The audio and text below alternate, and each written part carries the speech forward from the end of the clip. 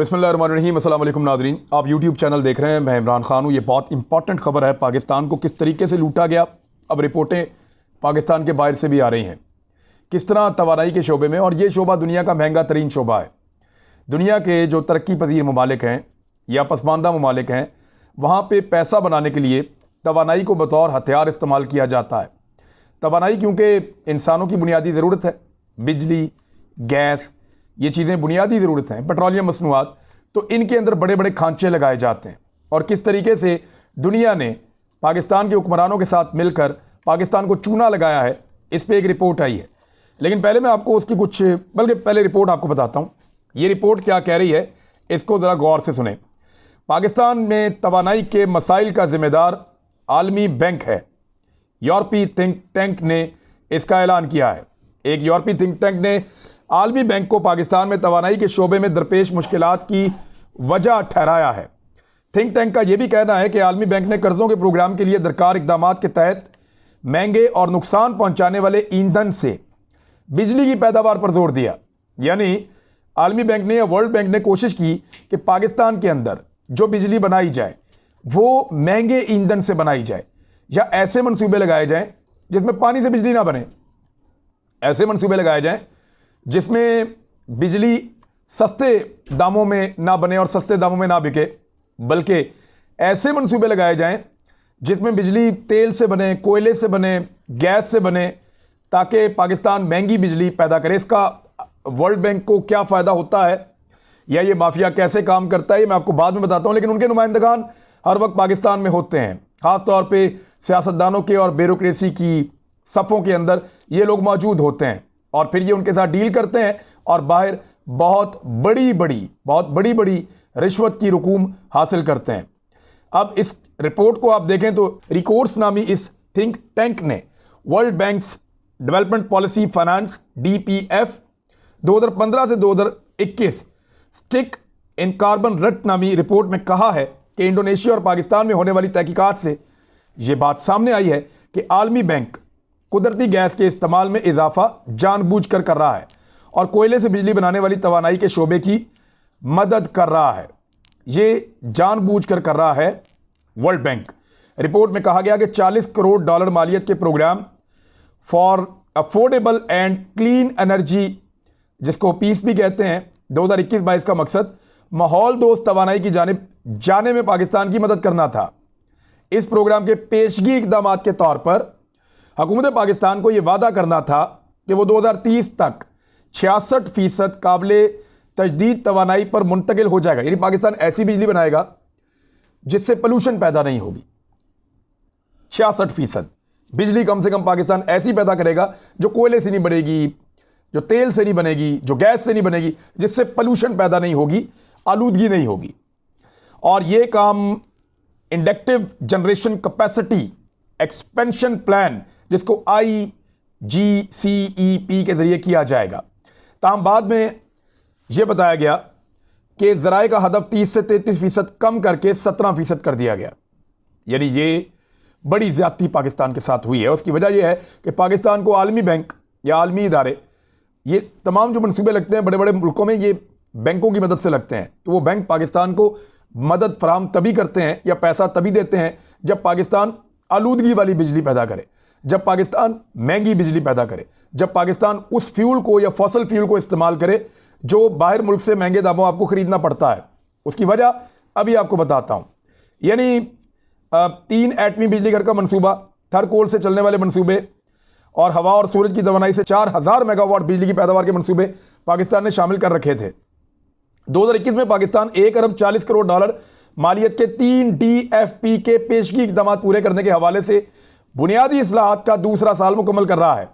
Report में कहा गया है कि हमारे तज्ज़िये के मुताबिक PDF के लिए दरकार पेशगी इकदाम दरअसल काबिल तजदीद तवानाई पर मुंतकिल होने की पाकिस्तान की सलाहियत के लिए नुकसानदेह है। यानी ये जानबूझकर पैसा वहाँ लगा रहे हैं वर्ल्ड बैंक वाले या बैनुल अक़वामी इदारे जहाँ पे पाकिस्तान वो बिजली बनाए जिसके अंदर फ्यूल इस्तेमाल किया जाए जिससे आलूदगी पैदा हो।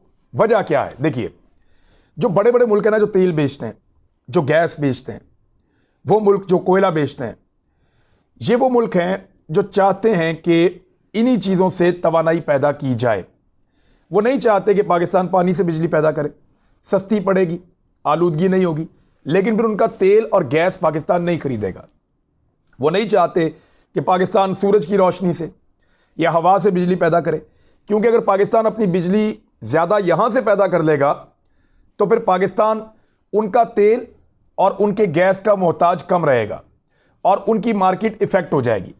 क्योंकि दुनिया के बेशतर तरक्की याफ्ता मुल्क अब बिजली को पानी से बनाना चाहते हैं, सूरज की रोशनी से बनाना चाहते हैं, और वो बिजली को बनाना चाहते हैं हवा के ज़रिए से, विंड पावर के मंसूबों से। तो उन्होंने कोशिश की है उन मुल्कों ने कि वो फ्यूल या फॉसिल फ्यूल उन मामलात से निकल जाएं। अब पाकिस्तान, इंडिया जैसे मुल्क, बांग्लादेश जैसे मुल्क, ये गरीब मुल्क, या इंडोनेशिया जैसे मुल्क, ये मुल्क फंस जाते हैं। और वो अमीर मुल्क जो इन चीज़ों को बेचते हैं, गैस को या फ्यूल को, वो मजबूर करते हैं आलमी बैंक को, क्योंकि उनके पैसे बहुत बड़ी मिकदार में उन बैंकों में पड़े हुए हैं, कि आपने सिर्फ और सिर्फ तब पैसा देना है पाकिस्तान को या इन मुल्कों को जब ये आपसे वादा करें कि ये हमारा फ्यूल खरीद कर बिजली पैदा करेंगे। दोहरा मुनाफा, एक तो बैंक पैसा देके उस पर टैक्स लेता है, सूद लेता है, आपसे सूद कमाता है। दूसरा, वो जो आप मंसूबे लगाते हैं, उन मंसूबों की मद में आप उनको और पैसा कमा कर देते हैं उन मुल्कों को जो आपको ये फ्यूल, फॉसल फ्यूल्स और ये चीज़ें आपको बेचते हैं। इसके बदले में आप अपना एनवायरनमेंट तबाह कर लेते हैं, आप अपनी इकोनॉमी तबाह कर लेते हैं। लेकिन पाकिस्तानी सियासतदान इसके ऊपर इसलिए हामी भर लेते हैं कि उनको बहुत बड़े बड़े किकबैक्स और कमीशन मिल जाते हैं। ये एक रिपोर्ट आई थी पाकिस्तान में, इमरान खान साहब की हुकूमत आई, उसके बाद उन्होंने कमेटी बनाई और ये इलेक्ट्रिसिटी लॉसेस पर इसी हुकूमत ने इस पर काम किया था, और committee for power sector audit ये बनाई गई थी। 256 सफ़हात की इन्होंने एक रिपोर्ट पेश की थी, और रिपोर्ट का नाम था रिपोर्ट ऑन पावर सेक्टर। इस रिपोर्ट के कुछ हिस्से जो हैं वो मीडिया में आ गए थे, कुछ मेरे पास भी आए थे, मैंने भी इनको पब्लिक किया था। अब ये रिपोर्ट क्या कह रही थी, इस पर हैरानकुन इंकशाफात इस रिपोर्ट में हुए थे और इसके काफ़ी हिस्से लीक हो गए थे। लेकिन हुकूमत पाकिस्तान इस पर कार्रवाई इसलिए नहीं कर सकी कि वो माफिया बहुत बड़ा और बहुत ताकतवर है। अभी हमारे पास इतनी बिजली नहीं है, तो वो माफिया पाकिस्तान में ब्रेक डाउन की धमकियां देता है। वो माफिया पाकिस्तान को ये धमकियां देता है कि हम आलमी अदालतों में जाएंगे और आपसे पैसे निकलवाएंगे। तो पाकिस्तान इस फड्डे में पड़ नहीं सका, माजी के हुक्मरानों ने ऐसी दलदल में हमें धकेल दिया था। ये मनसूबे जो लगाए गए ये हैरानकुन तौर पर महंगे थे, और इसमें जो सबसे पहला हिस्सा डाला वो शौकत अजीज साहब ने डाला मुशर्रफ साहब के दौर में, और उन्होंने अमेरिकी डॉलर्स के अंदर डीलें की और महंगे प्रोजेक्ट लगाए, और वो डॉलर बढ़ता गया, डील बढ़ती गई और पाकिस्तानियों के ऊपर बोझ पड़ता गया, और इस वजह से बिजली काफ़ी महंगी हो गई। कई मनसूबों की लागत ज़्यादा बताई गई मुशर्रफ दौर में, पीपल्स पार्टी और PMLN के दौर में, और उस पर पैसे कम लगे। कई मनसूबों को जल्दबाजी में बनाया गया, लोगों के ऊपर जाली मैं आपको फिर कह रहा हूं, जाली लोड शेडिंग करके लोगों को परेशान किया गया, ताकि लोग मजबूर हो जाएं कि यार आप लगाएं नए कारखाने बिजली के, आप जैसी बिजली बनाना चाहते हैं आप बनाएं। पहले लोगों को लोड शेडिंग से तंग किया, और फिर महंगे तरीन मनसूबे, इनके अपने घरों में तो जनरेटर चल रहे होते हैं, महंगे तरीन जाली मनसूबे जो है वो फौरी तौर पर जल्दबाजी में लगाए गए, और जल्दबाजी के नाम के ऊपर इसमें इजाफी पैसे रखे गए और वो पैसे भी खाए गए। फिर फॉसिल फ्यूल पर बिजली बनाई गई, यानी जानबूझकर, और ये आपको पता है कि डीजल के अंदर यानी जो भी बिजली बनती है, चाहे वो पेट्रोलियम से बने, गैस में बने, हर चीज़ में सियासतदानों का कमीशन होता है। इसी तरह का LNG का केस भी एक सियासतदानों पर चल रहा है। इसी तरह जो फ्यूल के मामलात हैं वहाँ पे कितना बड़ा कट लगता है और पैसे कहाँ कहाँ जाते हैं, ये अब कोई छुपी हुई बात नहीं है। जो हवा और रोशनी से बिजली बनाने के मंसूबे थे वो भी इंतहाई महंगे मंसूबे लगाए गए हैं, ट्रांसमिशन लाइन पे काम नहीं किया गया। ये वो डाका है जो पाकिस्तान में डाला गया है, और अब आलमी थिंक टैंक्स इसकी निशानदेही कर रहे हैं। इसमें एक चीज़ आपको जाते जाते मैं और बताऊं, मैंने इस पर एक प्रोग्राम भी किया था, पोर्ट कासिम और साहिवाल का जो पावर प्लांट लगा है कोयले से चलने वाला, इसमें जो फी मेगावाट कास्ट आई है जो हुकूमत ने हमारे गले में डाला वो 1.21 मिलियन डॉलर्स है, यानी 1.21 मिलियन अमरीकी डॉलर्स। ये है जी फी मेगावाट जो है इसकी ये चार्जेस हैं। जबकि एशियन डेवलपमेंट बैंक, अब ये आलमी बैंक की बात मैं बता रहा हूँ, जो एशियन या CPEC का मंसूबा, अब एशियन डेवलपमेंट बैंक में जो जामशोरू में प्लांट लगा वो इससे आधे पैसों में लगा, यानी वहाँ पे 0.57 मिलियन डॉलर्स उसकी कॉस्ट थी। अब आप फ़र्क का अंदाज़ा कर लें कि कैसे पाकिस्तान को एक ही दौर में लूटा गया है। दो अलग अलग मंसूबे और आधी आधी कीमत का फ़र्क है। पाकिस्तान के इनकार के बाद कि पाकिस्तान शामिल नहीं हो रहा अमेरिका की डेमोक्रेसी समिट में, पाकिस्तान पे बहुत उंगलियां उठाई जा रही हैं, ना सिर्फ यूरोप में, मगरब में, बल्कि इंडियन मीडिया इसको बहुत ज़्यादा रिपोर्ट कर रहा है। वो ये कह रहा है कि पाकिस्तान ने अमली तौर पे साबित कर दिया है कि वो चीन के कैंप का हिस्सा है और चीन के मफाद में उसका मफाद है। वैसे पाकिस्तान ने एग्जैक्टली किया तो यही है, लेकिन पाकिस्तान ने अमेरिका से ये कहा कि हम किसी सर जंग का हिस्सा नहीं बनेंगे। अगर वो चीन को बुलाते तो पाकिस्तान भी चला जाता, लेकिन वो चीन को अलहदा और अकेला करना चाहते हैं। तो ऐसी किसी कोशिश में पाकिस्तान अब शामिल नहीं होगा। जैसा कि रूस को अकेला करने के लिए पाकिस्तान ने हमेशा अमेरिका की मदद की थी और उसका नुकसान ये उठाया कि रूस ने भारत का हमेशा साथ दिया, हर लड़ाई में, हर चीज़ में वो भारत के साथ खड़ा हो गया, जबकि अमेरिका पाकिस्तान के साथ खड़ा नहीं हुआ। अब चीन के मामले में अमेरिका पाकिस्तान से वही तवक्को कर रहा है, लेकिन पाकिस्तान ने साफ इनकार किया। दुनिया का मीडिया ये कह रहा है कि पाकिस्तान चीन के साथ खड़ा हो गया। चीन ने खुद इसकी तारीफ भी की है और बहुत मुमकिन है कि चीन और पाकिस्तान के दरमियान ये चीज़ें डिस्कस भी हुई हों। अब अमेरिकन को कुछ ऐसा लगता है कि एहसास हो रहा है। 4 अमेरिकी सेनेटर्स वो आए पाकिस्तान में और उनका एक वफद वज़ीर आज़म पाकिस्तान से मिला है, और ये जो सेनेटर्स हैं चारों, इनमें एंगस किंग, रिचर्ड बर और जॉन कॉर्न और बेंजामिन सास ये शामिल है। वज़ीर आज़म पाकिस्तान ने इनका बड़ा पुरतपाक इस्तकबाल किया, इनसे बातचीत भी की। इन्होंने पाकिस्तान की जो काविशें हैं अफगानिस्तान के बारे में उनको सराहा भी है। अमेरिकन को ऐसा लगता है कि अब ये बात समझ आ रही है कि पाकिस्तान को दबाकर, ख़ासतौर पर ये जो हुकूमत है इसको दबाकर, इससे दूरी इख्तियार करके, इससे कुट्टी करके आप इससे अपने मुतालबात नहीं मनवा सकते। आप इसको डू मोर करके प्रेशर में नहीं ले सकते। इस हुकूमत के साथ ताल्लुकात बेहतर बनाने हैं तो फिर बराबरी की सतह पे या कम से कम उनको इज्जत देकर बनाने पड़ेंगे। पुराना वाला फार्मूला यहाँ पे काम नहीं करेगा जो गुज़िश्ता कई दहाइयों से अमेरिका ने पाकिस्तान के ऊपर मुसल्लत कर रखा है। शुरू में इन्होंने पाकिस्तान को सर पे उठाया, फिर पाकिस्तान को पैसा दिया, फिर पाकिस्तान के सियासतदानों को ख़रीदा, फिर पाकिस्तान के सियासतदान इनके ऊपर इन्हिसार करना शुरू हो गए और फिर पाकिस्तानी सियासतदानों से इन्होंने डू मोर कहा।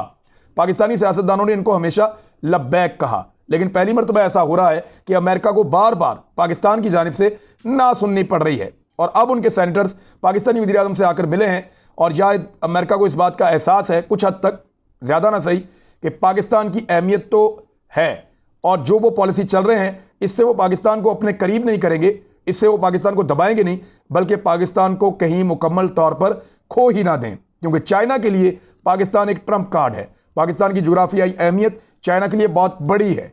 ऐसे में अमेरिका नहीं चाहेगा कि पाकिस्तान अपने सारे अंडे चाइना की झोली में डाल दे और चाइना का एक बड़ा इत्तेहादी बनकर सामने आकर खड़ा हो जाए। यहाँ एक और खबर है पाकिस्तान और चाइना के हवाले से, वो ये है कि दफ्तर खारजा के तर्जुमान आसिम इफ्तिखार ने हफ्तावार मीडिया ब्रीफिंग के दौरान कहा कि पाकिस्तान खेलों को सियासत की नज़र करने का मुखालिफ है और उम्मीद करता है कि तमाम ममालिक खेलों में अपनी सलाहियतों के इजहार के लिए बीजिंग में जमा होंगे। ये जो 4 मुल्कों ने बाइकआउट किया है ना, फ्रांस ने तो नहीं किया, जर्मनी में नहीं किया, लेकिन अमेरिका के 3 बड़े इत्तेहादी हैं, ऑस्ट्रेलिया, कनाडा और बरतानिया, इन्होंने बाइकआउट किया है। तो पाकिस्तान ने कहा कि हम उम्मीद करते हैं कि तमाम ममालिक बीजिंग में जमा होंगे। उन्होंने ये बात इन रिपोर्ट्स पर तबसरा करते हुए कही कि अमेरिका, कनाडा, बरतानिया और ऑस्ट्रेलिया मेज़बान मुल्क की जानिब से इंसानी हुकूक की खिलाफ वर्जियों और हांगकॉन्ग में क्रैकडाउन के खिलाफ बीजिंग में अपने ओहदेदारान को एहतजाजन नहीं भेजेंगे। ताहम ये ममालिक अपने एथलीट्स को खेलों में शिरकत से नहीं रोकेंगे। अब ये शुरू हो रही है 4 से 20 फरवरी तक और ये होगी बीजिंग में, और यहाँ पे पाकिस्तान फिर चाइना के साथ जाकर खड़ा हो गया है। यानी बड़ा क्लियर है कि पाकिस्तान सिर्फ अमेरिका के मामले में नहीं, पूरी दुनिया के मामले में इस वक्त चाइना को प्रेफर कर रहा है। क्या ये पॉलिसी ठीक है? क्या पाकिस्तान को चाइना के ऊपर इतना ज़्यादा इन्हिसार करना चाहिए? इस सवाल का जवाब आप दीजिएगा, मैं इसको शामिल करूंगा। अब तक के लिए इतने, अपना ख्याल रखिएगा, अपने इस चैनल का भी। अल्लाह हाफिज़।